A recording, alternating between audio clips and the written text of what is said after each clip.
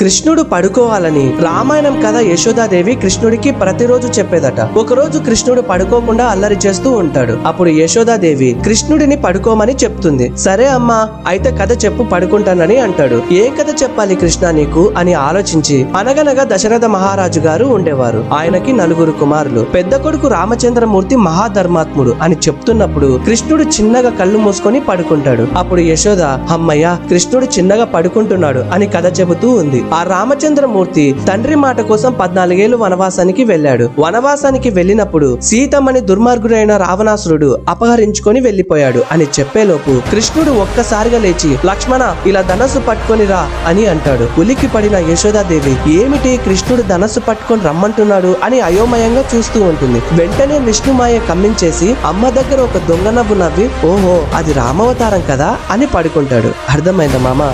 Bye.